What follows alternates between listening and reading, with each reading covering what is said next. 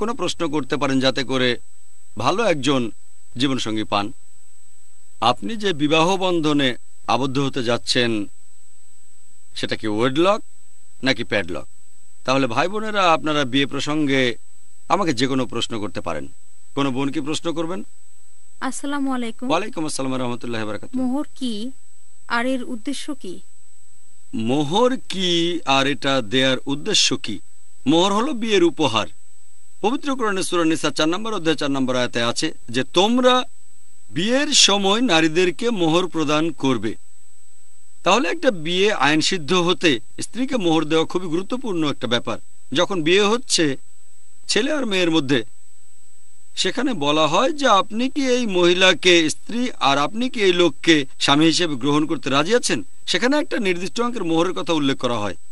কোনো বিয়ে আইনসিদ্ধ হতে গেলে মোহর দেওয়া বাধ্যতামূলক। একটা হাদিসে বলা হয়েছে যে মোহরের কোন রকম সীমানা নেই।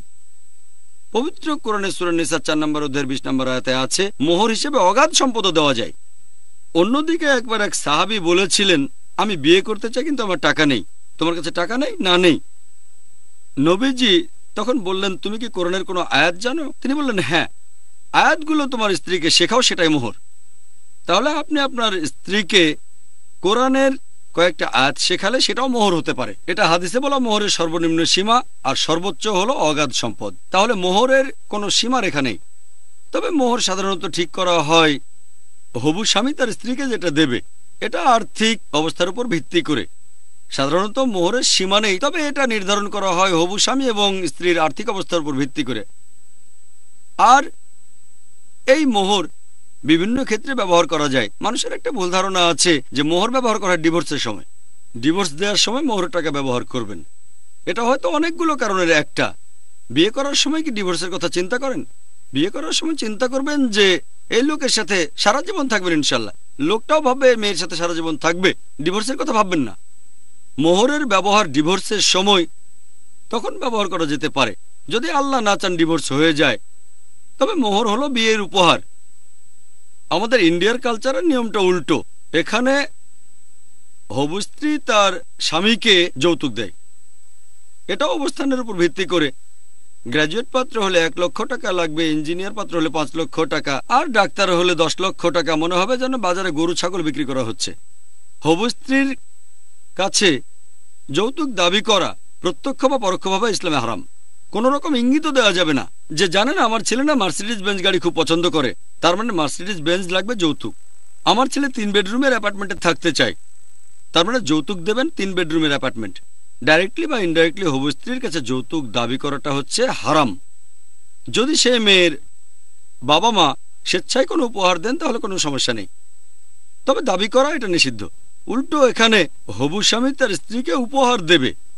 এখনকার দিনে একটা রীতি চালু হয়েছে, মোহর দেওয়া হবে 786 টাকা। 786 টাকায় তো একটা জুতাও পাবেন না। তারপর বিয়ের অনুষ্ঠানে জাঁকজমক করতে গিয়ে লাখ লাখ টাকা খরচ করে, কিন্তু মোহর দেওয়া হয় 786 টাকা। এটা কোত্থেকে পাচ্ছেন? আগেই বলেছে মোহরের কোনো সীমা নেই। এটা হবু স্বামী স্ত্রীর পক্ষ থেকে আলোচনা করে ঠিক করবে। অনেক সময় দেখা যায় সবকিছু ঠিক করা হয়েছে, সকালে মনে হলো সন্ধ্যায় বিয়ে, মুহূর্তে এখনো ঠিক করা হয়নি। আজ সন্ধ্যায় বিয়ে, মুহূর্তে এখনো ঠিক করা হয়নি। আচ্ছা ঠিক আছে, সমস্যা নেই, মোহর 786 টাকা অথবা 5000 টাকা মোহর, যেন এটার কোনো গুরুত্বই নেই। আসলে মোহর নির্ধারণ করা হয় হবু স্বামী স্ত্রীর আর্থিক অবস্থার উপর ভিত্তি করে, তাদের ধন সম্পদের উপর ভিত্তি করে। হতে পারে সেটা অগাধ সম্পদ, অথবা হতে পারে কোরআনের কয়েকটা আয়াত। এখানে দাবি করা হয় এই পরিমাণ মোহর চাই। হবু স্বামী বলতে পারে আপনি 1 লক্ষ টাকা চেয়েছেন, আমি তো এত দিতে পারবো না। তাহলে হয় মোহর কমাবে, নয়তো দুজনেই তখন নতুন পাত্রপাত্রী খুঁজবে। এখানে আপোষ হতে পারে, দর কষাকষি হতে পারে, কোনো সমস্যা নেই। তবে এই মোহর অনেক কাজে ব্যবহার করা যায়। হয়তো বা সেই মেয়েটা গরিব, সে ভাবতে পারে যে আমি মোহর হিসেবে 50,000 টাকা চেয়েছি, টাকাটা আমার বাবা মাকে উপহার দেব। তারা আমাকে বড় করতে গিয়ে অনেক কষ্ট করেছেন, অনেক টাকা খরচ করেছেন, এই টাকাটা তাদের উপহার দেব। উদাহরণ, সে টাকাটা রেখে দিতে পারে ছেলে মেয়েদের জন্য যখন বড় হবে। টাকাটা কোনো ব্যবসায় ইনভেস্ট করতে পারে, সেখান থেকে যা পাবে সেটাও খরচ করতে পারে। এই মোহরের একমাত্র মালিক সে নিজেই। আর মোহর দেয়া যাবে 3 উপায়ে। প্রথমটা হচ্ছে নির্ধারিত মোহরের পুরো টাকাটাই আপনি বিয়ের সময় দিয়ে দেবেন। দ্বিতীয় হচ্ছে দেরি করলেন, বললেন টাকাটা পরে দেব, তবে যখন বলেছেন পরে দেবেন তখন দিতেই হবে। যদি স্বামী মারা যায়, প্রথমে মোহরের টাকা তার সম্পদ থেকে বাদ দেওয়া হয়, তারপর বাকি টাকাটা তার অংশীদারদের মধ্যে ভাগ করা হয়। তৃতীয় হলো কিছু অংশ বিয়ের সময় দিলেন আর কিছু অংশ পরে দিলেন। এই 3 উপায়ে মোহর দেয়া যাবে। মোহর বিভিন্ন কাজে ব্যবহার করা যায়, তার মধ্যে একটা ব্যবহার হচ্ছে আল্লাহ না চান যদি ডিভোর্স হয়ে যায় তাহলে স্ত্রীর কাজে লাগবে। এটা হলো অনেকগুলো কাজের মধ্যে একটা ব্যবহার। আশা করি উত্তরটা পেয়েছেন। আসসালামু আলাইকুম। ওয়ালাইকুম আসসালাম রাহমাতুল্লাহি ওয়া বারাকাতুহু। আমার প্রশ্নটা হলো, ধরেন কোনো মহিলার সন্তান ধারণে অক্ষম, তারা কি সন্তান দত্তক নিতে পারবে? আর সেই সন্তানকে তাদের নিজেদের নাম দিতে পারবে যদি তারা সেই শিশুর আসল বাবার নাম না জানতে পারে? বোন প্রশ্ন করলেন যে কোনো মহিলা সন্তান জন্ম দিতে না পারলে কি তিনি দত্তক নিতে পারবেন? সেই সন্তানের কি নাম দিতে পারবেন? যদি সন্তান না হয়, তারা দত্তক নিতে চান, বাবা মার ভালোবাসা দিতে চান, কোনো সমস্যা নেই, তবে আইনগতভাবে পারবেন না, আইনগতভাবে নাম দিতে পারবেন না। কারণ ইসলাম অনুযায়ী সেই শিশুর বাবা মা যারা আছেন তারাই থাকবেন, আপনি নাম দিতে পারবেন না। শিশুটাকে ভুল বোঝাবেন না। রোজ কিয়ামতের দিন সবাইকে পুনরুত্থিত করার পর তাদের বাবার নাম ধরে ডাকা হবে, তাকে আপনার পদবি দিতে পারবেন না। হ্যাঁ, সে আপনাকে মা বলে ডাকবে, সমস্যা নেই, আপনি তাকে ছেলে বলে ডাকবেন, সমস্যা নেই, অথবা বেটি বলে ডাকবেন, সমস্যা নেই, তবে তার নামটা এমন হবে না যে বিনতে অমুক তমুক অথবা ইবনে অমুক তমুক। যদি না জানেন তাহলে জানেন না, বলবেন আপনি জানেন না, তবে আপনারা নাম দেবেন না। তাদের মায়ের ভালোবাসা দেবেন, বাবার ভালোবাসা দেবেন, বেটা বেটি বলে ডাকেন, সমস্যা নেই, তারা মা বাবা বলুক, সমস্যা নেই, তবে আইনগতভাবে আপনারা নাম দিতে পারবেন না। সেই শিশুকে বলেন আমরা তোমার আসল বাবা মা নই। এমনটা করার বেশ কিছু কারণ আছে। হয়তো এখন সন্তান নেই তাই দত্তক নিচ্ছেন, কালকে আপনার সন্তান হলো, তখন সম্ভাবনা তো আছে। শিশুটাকে তো বলতে পারবেন না। ধরেন একটা মেয়েকে দত্তক নিলেন, তারপর একটা ছেলে হলো, তারা দুজনে তো নামাহারাম, তারা ভাই বোনের মতো ব্যবহার করবে না, তাদেরকে পরে জানাতে হবে। এছাড়া ধরেন যখন আপনার বয়স হয়ে যাবে, আপনার কোনো সন্তান নেই, স্বামী মারা গেল, আপনি যে শিশুটিকে দত্তক নিয়েছেন, যে ছেলেকে দত্তক নিয়েছেন আপনার সন্তান, স্বামী মারা গেল, আপনার ছেলে থাকলে 8 ভাগের 1 ভাগ সম্পত্তি পাবেন, ছেলে না থাকলে 4 ভাগের 1 ভাগ। ধরেন দত্তক নিলেন আর স্বামী মারা গেল, আপনি 4 ভাগের 1 ভাগ সম্পত্তি পাবেন, কারণ সন্তান নেই। আইনগতভাবে দত্তক নিলে আপনি পাবেন 8 ভাগের 1 ভাগ, আপনার সাথে অবিচার হবে। আপনার স্বামী যদি কাউকে সম্পদ দিতে চান, এক্ষেত্রে ইসলামে অনুমতি দিয়েছে যে অংশীদার বাদে অন্য কাউকে সম্পদ দিতে চাইলে তাকে সর্বোচ্চ 1/3 দিতে পারেন। দত্তক নেন, নিজের নাম দেবেন না, তারপরে যদি তাকে সম্পত্তির অংশ দিতে চান 1%, 5%, 10%, সর্বোচ্চ 33% দিতে পারেন। ইসলামে অনুমতি আছে। এখানে অনেক নিয়ম আছে, হিজাব মানতে হবে। যেমন কোনো মেয়েকে দত্তক নিলেন, সে বড় হলে আপনার স্বামীর সামনে হিজাব পালন করবে, এগুলো মানতে হবে। আর বলাটা খুব গুরুত্বপূর্ণ যে তুমি আসলে আমাদের সন্তান নাও, তারপরও তোমাকে সন্তানের মতোই দেখি। আশা করি আপনার উত্তরটা পেয়েছেন। আর কোনো প্রশ্ন করবেন? আসসালামু আলাইকুম। ওয়ালাইকুম আসসালাম রাহমাতুল্লাহি ওয়া বারাকাতুহু। ধরেন কোনো মহিলা বিয়ে করতে আগ্রহী আর সে চাচ্ছে তার স্বামী যেন একই পেশায় হয়, অবশ্য গুণটাকে সবার উপরে রেখেছে। দ্বিতীয় মানদণ্ড হলো একই পেশা, যাতে করে তাদের দাম্পত্য জীবনটা ভালো কাটে। কারণ তারা যদি একই পেশায় নিযুক্ত থাকেন তাহলে তারা একে অন্যকে ভালো করে বুঝতে পারবে। এখন এরকম কোনো মানদণ্ড কি সে ব্যবহার করতে পারে? বোন, আপনি প্রশ্ন করলেন যে যদি কোনো ছেলে বা মেয়ে বিয়ে করতে চায় আর গুণসম্পন্ন জীবনসঙ্গী খোঁজে, তবে তারা চায় জীবনসঙ্গীর পেশাটাও যেন একই হয়, যাতে দাম্পত্য জীবন ভালো কাটে, এটা কি ঠিক আছে? আপনি ডাক্তারের কথা বলতে গিয়েও বলেননি। যদি ডাক্তার হয় তাহলে খুব কঠিন, স্বামী স্ত্রী দুজনে ডাক্তার হলে কঠিন হয়ে যাবে। আপনার ধারণাটা ভুল যে স্বামী স্ত্রীর পেশা এক হলে দাম্পত্য জীবন ভালো কাটে। অনেক ক্ষেত্রে স্বামী স্ত্রীর পেশায় একই, কিন্তু দাম্পত্য জীবন ভালো কাটে না। এটা একটা ভুল ধারণা, বিশেষ করে ডাক্তারদের ক্ষেত্রে। যদি বলেন স্বামী স্ত্রী দুজনে পেশায় দায়ী, তাহলে মাশাআল্লাহ, কারণ এটা হলো আল্লাহর পথের কাজ।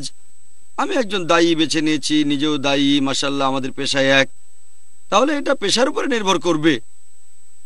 এরকম কোনো নিয়ম নেই যে পেশা এক হলেই দাম্পত্য জীবন ভালো কাটবে। ধরেন একটা ছেলে ইঞ্জিনিয়ার, স্ত্রী হিসেবে ইঞ্জিনিয়ার চাচ্ছে, এখন একজন গুণবতী মহিলা কিভাবে বাইরে গিয়ে ইঞ্জিনিয়ারিং কাজ করবে? এটা কঠিন, সে তো ফিল্ডে যাবে। তাহলে বুঝতে পারছেন, মাঝে মধ্যে পেশা এক থাকলে সুবিধায় হয়, মাঝে মধ্যে কোনো সুবিধা হয় না, আবার কখনো এটা ক্ষতিকর। তাহলে ইঞ্জিনিয়ার ছেলে ইঞ্জিনিয়ার মেয়েকে বিয়ে করলে মেয়েটা বাইরে কোন চাকরি করবে?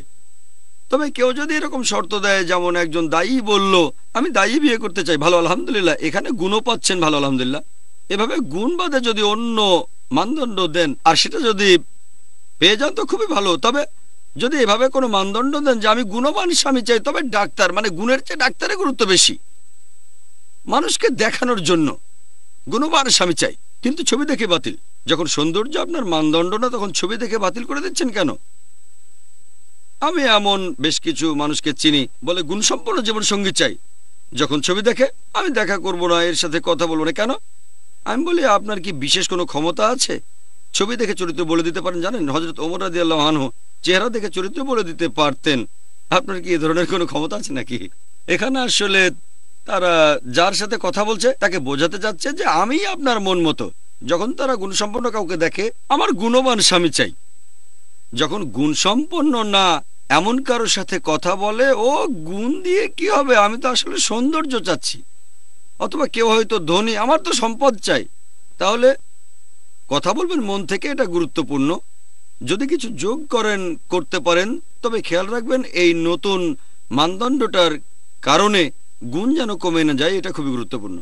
নিকাহুন মুবারাকুন জাওয়াজুন মুবারাকুন।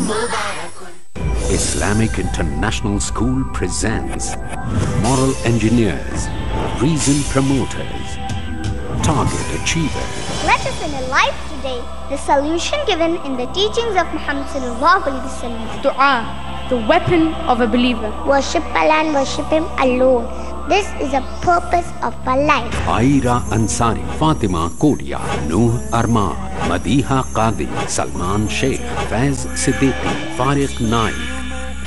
Science without religion is lame, and religion without science is blind. Real happiness, the everlasting one, is only in Jannah. Observe the spirits driving the approved purpose to make the human existence successful in Lokhisthir. প্রতি মঙ্গলবার রাত 7:30টায় বাংলাদেশে ও সন্ধ্যা 7টায় ভারতে, piece TV বাংলায়।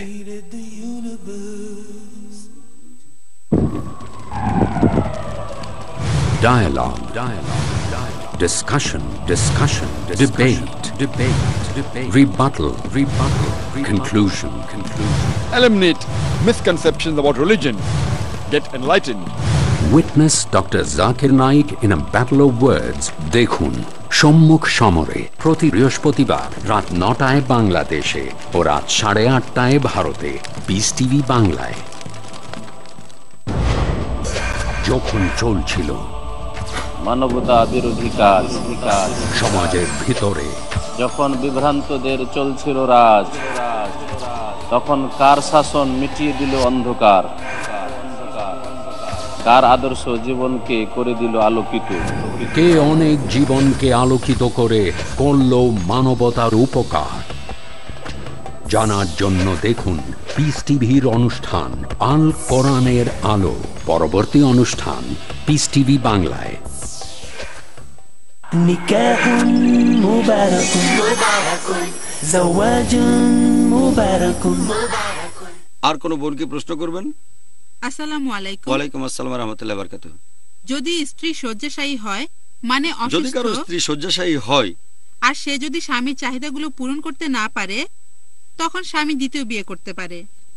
অন্যদিকে স্বামী অসুস্থ আর স্ত্রীর চাহিদা পূরণ করতে পারে না, তখন সেই স্ত্রী কি করতে পারে? বোন খুব সুন্দর প্রশ্ন করেছেন। যদি কারো স্ত্রী শয্যাশায়ী হয়, যদি স্ত্রী দায়িত্ব পালন করতে না পারে, চাহিদা মেটাতে না পারে, তখন স্বামী আরেকজন মহিলাকে বিয়ে করতে পারেন। তবে এর উল্টোটা, যদি স্বামী শয্যাশায়ী হয়, স্ত্রী নতুন স্বামী গ্রহণ করতে পারবে না। কেন?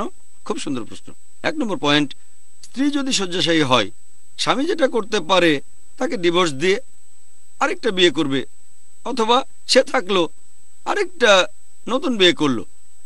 এখানে সবাই বলবে যে দ্বিতীয় অপশনটা বেশি ভালো, যে প্রথম স্ত্রী সে থাকলো, সেও এখানে সুবিচার পাবে, সময় দিতে হবে, বলতে পারবে না আমার সময় নেই, আর নতুন বিয়ে করলেন। অন্যদিকে যদি স্বামী শয্যাশায়ী হয়ে পড়ে থাকে, যদি স্বামীর দায়িত্ব পালন করতে না পারে, চাহিদা মেটাতে না পারে, এখানে স্ত্রী যেটা করতে পারেন, হয় তিনি স্বামীর সাথেই থাকবেন, নয়তো ডিভোর্স দেবেন। কেন? যদি তিনি ডিভোর্স না দিয়ে নতুন কাউকে বিয়ে করলেন আর প্রথম স্বামীও থাকলো, গ্যারান্টি দিতে পারবেন না যে প্রথম স্বামী সুস্থ হবে না। সুস্থ করবেন আল্লাহ তাআলা। যদি কালই সুস্থ হয়ে যায় তাহলে এরকম অবস্থা হলে তখন কি হবে? সমস্যা।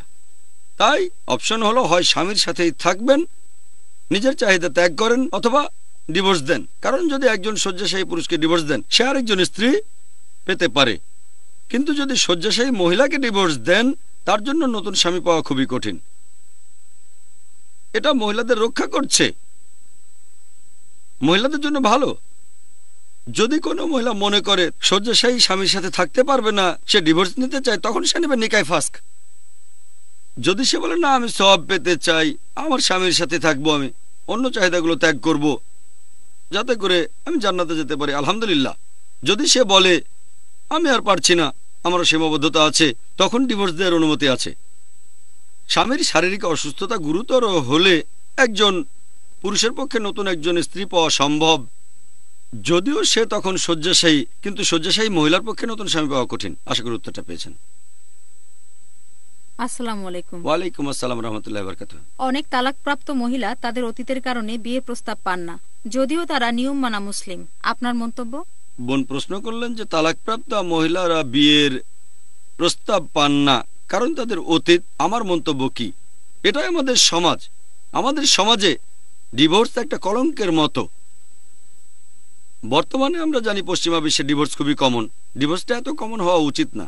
তবে ডিভোর্স হওয়া উচিত না এটা বলাও ভুল। কারণ আপনারা যদি সাহাবীগণের জীবনী পড়েন, এমন সাহাবা ছিলেন আর সাহাবিয়াত, তারা ভালো গুণ সম্পন্ন ছিলেন কিন্তু তাদের মধ্যে ম্যাচ করেনি। গুণ সম্পন্ন ছিলেন কিন্তু ম্যাচ করেনি, ডিভোর্স দিয়ে তারা অন্য কাউকে বিয়ে করেছেন। এটা কমন ছিল। পশ্চিমা বিশ্বের মতো এত কমন ছিল না, তবে এটা কলঙ্ক ছিল না। এখন আমাদের সমাজে এটা একটা কলঙ্ক। ও ডিভোর্স। আরেকজন তালাকপ্রাপ্তা মহিলার পক্ষে আবার বিয়ে করা, এটা একজন তালাকপ্রাপ্ত পুরুষের তুলনায় বেশ কঠিন। এটা আসলে আমাদের কালচার। বোন, আপনি বললেন সে গুণবতী হলেও নতুন স্বামী পাবে না। এ ব্যাপারে আমি বলবো সে হয়তো গুণবতী, আলহামদুলিল্লাহ, অন্যের তুলনায়, কারণ সেখানে একটা কালচার আছে। কিন্তু যদি কোনো গুণবান ছেলে থাকে, যদি সে অবিবাহিতও হয় আর সেই তালাকপ্রাপ্তাকে দেখে, জানে সে গুণবতী, জানে মহিলার ডিভোর্সটা তার নিজের কারণে হয়নি, এমন হলে অবশ্যই তালাকপ্রাপ্তাকে বিয়ে করবে। কারণ আমাদের নবীজি সাল্লাল্লাহু আলাইহি সাল্লাম শুধুমাত্র তার একজন স্ত্রী বাদে বাদবাকি সবাই হয় ছিলেন তালাকপ্রাপ্তা নয়তো বিধবা। সবাই, শুধুমাত্র একজন বাদে সবাই 80%-এরও বেশি। এটা আমাদের নবীজি সাল্লাল্লাহু আলাইহি সাল্লামের দৃষ্টান্ত। সে সময় এটাকে কলঙ্ক বলা হতো না, এখন কলঙ্ক বলা হয় কালচারের কারণে, ধর্মের কারণে না। আশা করি উত্তরটা পেয়েছেন। আসসালামু আলাইকুম। ওয়ালাইকুম আসসালাম ওয়া রাহমাতুল্লাহি ওয়া বারাকাতুহু। একটা হাদিস বলছে স্বামী স্ত্রীর প্রতি সন্তুষ্ট না হলে স্ত্রী তাহলে দোজখে যাবে, আর সেই স্ত্রীকে ফেরেশতারা সারা রাত ধরে অভিশাপ দেবে। কিন্তু স্ত্রী স্বামীর উপর সন্তুষ্ট না হলে তখন কি হবে? বোন, আপনি হাদিসটার ভুল উদ্ধৃতি দিচ্ছেন। নবীজি সাল্লাল্লাহু আলাইহি সাল্লামের হাদিসটা হচ্ছে যে যদি স্ত্রী শয্যায় আসতে রাজি না হয় স্বামীর কাছে, যদি স্বামী চায়, তাহলে সারা রাত ধরে ফেরেশতাগণ সেই স্ত্রীকে অভিশাপ দেবেন। এই হাদিসটা। যদি স্বামী চাওয়ার পরেও স্ত্রী শয্যায় আসতে রাজি না হয়, ফেরেশতাগণ অভিশাপ দেবেন। এখন প্রশ্ন হচ্ছে যদি উল্টোটা হয়, মানে স্ত্রী চাওয়ার পরও স্বামী আসতে রাজি না হয়, তাহলে ফেরেশতাগণ কি স্বামীকে অভিশাপ দেবেন? এমন কোনো হাদিস নেই যে স্বামী যদি স্ত্রীর সঙ্গে শয্যায় যেতে রাজি না হয় ফেরেশতাগণ তাকে অভিশাপ দেবেন। তাই বলতে পারবো না এটা সত্যি। তবে আরেকটা পয়েন্ট নিয়ে বলতে পারি যে বিজ্ঞান এখন আমাদের বলে যে পুরুষের যৌন তাড়না মহিলাদের তুলনায় বেশি। পুরুষরা মহিলাদের তুলনায় বেশি হাইপারসেক্সুয়াল। এই কারণে একজন পুরুষ একাধিক বিয়ে করে প্রত্যেক জায়গাতে স্বামীর দায়িত্ব পালন করতে পারে, যেটা মহিলাদের পক্ষে সম্ভব না। পুরুষরা মহিলাদের তুলনায় বেশি হাইপারসেক্সুয়াল। তাহলে এভাবে দেখলে হাদিসটা বলছে একজন পুরুষ যদি তার চাহিদা মেটাতে চায়, তার স্ত্রী যদি রাজি না হয়, তাহলে ফেরেশতাগণ অভিশাপ দেবেন। আমি এই হাদিসটার সঙ্গে একমত। কারণ স্বামী যদি স্ত্রীর কাছ থেকে চাহিদা মেটাতে না পারে তাহলে সে কোথায় যাবে? পুরুষরা বেশি হাইপার সেক্সুয়াল, আর নিজেকে নিয়ন্ত্রণ করাটা একটা মহিলার তুলনায় পুরুষের বেশ কঠিন। এখন যদি উল্টো ঘটনা ঘটে যে স্ত্রী স্বামীর কাছে চাহিদা মেটাতে চাচ্ছে, স্বামী রাজি হচ্ছে না, কোনো হাদিস বলছে না তাকে অভিশাপ দেওয়া হবে, তবে আরেকটা হাদিস বলছে যে সেরা মুমিন হলো সে যে তার পরিবার এবং স্ত্রীর সাথে ভালো ব্যবহার করে। তার মানে এই লোক ভালো মুমিন না। এছাড়াও নবীজির আরেকটা হাদিসে আছে, যখন তোমার স্ত্রীর সাথে সময় কাটাচ্ছ, তাকে সময় দিচ্ছ, সেটাও পরোপকার। সাহাবাগণ বললেন, ইয়া রাসূলুল্লাহ, এটার মানে কি? স্ত্রীর সঙ্গে সময় কাটানোটাও পরোপকার? নবীজি বললেন, কারণ এ সময়ে তুমি কোনো হারাম কিছু করছো না। যে তোমার স্ত্রী না এমন কারোর সাথে সম্পর্ক স্থাপন করা, বিয়ে ছাড়া শারীরিক সম্পর্ক স্থাপন করাটা হারাম। যেহেতু কোনো হারাম কাজ করছো না, তাই পরোপকার। দেখেন তাহলে সব পাওয়াটা কত সোজা। স্ত্রীর সঙ্গে শারীরিক সম্পর্ক স্থাপন করলে স্বামী স্ত্রী দুজনেই সওয়াব পাবেন। এখনকার দিনে সেক্সকে দেখা যায় দুই ভাবে। একটা হচ্ছে একেবারে ফ্রি সেক্স, সবকিছু চলে, সমস্যা নেই, সবাই আসতে পারে, সমস্যা নেই, ফ্রি সেক্স, রজনীশ সি বিচে ঘুরে বেড়াবেন ফ্রি। অন্য আরেক দিকে ধার্মিক মানে নো সেক্স, সন্ন্যাসী হতে হবে। না, সাধুরা হিমালয়ের গুহায় যান, এটাও সম্ভব না। ইসলাম ধর্মে রয়েছে এই দুইয়ের মাঝামাঝি। এটা শরীরের পাশাপাশি আত্মারও যত্ন নেয়। এজন্যই আমাদের নবীজি বলেছেন জীবন সঙ্গীর সাথে শারীরিক সম্পর্ক স্থাপন করাটাও পরোপকার। চিন্তা করেন, গরিব লোকও উপকার করতে পারে। আশা করি বোন আপনার উত্তরটা আপনি পেয়েছেন। আসসালামু আলাইকুম। ওয়ালাইকুম আসসালাম ওয়া রাহমাতুল্লাহি ওয়া বারাকাতুহু। একটা মেয়ের খুব অল্প বয়সে বিয়ে হয়েছিল, আর কিছুদিন পরেই তার ডিভোর্স হয়ে যায়। এই ব্যাপারে সে এত বেশি আঘাত পেয়েছিল যে সে আবার নতুন করে বিয়ে করার সাহস পাচ্ছে না। তবে বলা হয় যে বিয়ে করা ফরজ, দ্বিতীয় বিয়ের ক্ষেত্রে কি হবে? আমরা এইরকম জানি যে বিয়ে করার আগে আপনি থাকবেন অর্ধেক মুসলিম, আর বিয়ে করলে পূর্ণাঙ্গ মুসলিম হবেন। এখন দ্বিতীয় বিয়ে করা, এই সম্পর্কে ইসলাম ধর্ম কি বলে? বোন আপনি প্রশ্ন করলেন যে একজন মেয়ের বিয়ে হয়েছিল, কম বয়সে ডিভোর্স হয়ে যায়, আবার বিয়ে করা বাধ্যতামূলক কিনা। আপনি আরো বললেন বিয়ে করলে পুরো মুসলিম, না করলে অর্ধেক। আপনি নবীজির একটা হাদিসের কথা বলছেন যে বিয়ে অর্ধেক দিন পূরণ করে। তার মানে এই না দুটো বিয়ে করলে সম্পূর্ণ দিন পূরণ হবে। এই হাদিসটা আপনি বললেন বিয়ে করলে অর্ধেক, না করলে পুরো, এটা ঠিক না। নবীজি বলছেন বিয়ে অর্ধেক দিন পূরণ করে। নবীজি বোঝাতে চেয়েছেন বিয়ে রক্ষা করবে উশৃঙ্খলা থেকে, অবাধ যৌনাচার আর ব্যভিচার থেকে। বিয়ে করলে আপনি বাবা অথবা মা হওয়ার সুযোগ পাবেন। বিয়ে করলে স্বামী বা স্ত্রীর দায়িত্ব পালন করার সুযোগ পাবেন। ইসলামে এটা গুরুত্বপূর্ণ। তাহলে বিয়ে একবার বা দুইবার করেন, তাতে অর্ধেক দিনই পূরণ হবে। এবারে আপনার প্রশ্নটাতে আসি। একটা মেয়ের বিয়ে হয়েছিল আর বেশ কম বয়সে তার ডিভোর্স হয়েছিল। এখন সে আর বিয়ে করতে চায় না। তার কি এখন বিয়ে করা উচিত? যদি বয়স কম থাকে তাহলে বিয়ে করা উচিত, সেটাই ভালো। তবে তার মনে যদি ভয় থাকে, কোন রকম মানসিক প্রভাব, এরকম বিভিন্ন সমস্যার, সে যদি বিয়ে না করে, এই অবস্থায় তার বিয়ে করাই ভালো। গুরুজনেরা, বাবা মা, ভাই বোন তাকে বোঝাতে পারে, তার জন্য পাত্রের খোঁজ করতে পারে। তবে যদি তার মানসিক অবস্থা আগের মতোই থাকে, আর যদি মেডিকেল কারণে বিয়ে করতে না পারে, তাহলে ইনশাল্লাহ আল্লাহ মেনে নেবেন। তবে যদি তার বয়স থাকে তাহলে বিয়ে করলেই ভালো। যদি বেশি বয়সে ডিভোর্স হয়, এমন ক্ষেত্রে বিয়ে না করলে কোনো সমস্যা নেই। তবে কম বয়সে ডিভোর্স হয়ে থাকলে এখন তার বিয়ে করা উচিত। আশা করি উত্তরটা পেয়েছেন। অনুষ্ঠান এখানেই শেষ করছি, আর আল্লাহর কাছে দোয়া করছি তিনি যেন পথ নির্দেশ দেন, যাতে করে কোরআন এবং সুন্নাহর কাছাকাছি আমরা থাকতে পারি। ওয়া আখিরু দাওয়ানা আলহামদুলিল্লাহি রাব্বিল আলামিন। Stay on forever, be true. Cherish this life that's destined for you. Live your life with kindness and care. Remember, Allah will always be there, be there. Nikahun mubarakun, mubarakun. زواج مبارك مبارك النكاح من سنتي ما قال النبي هو الصحيح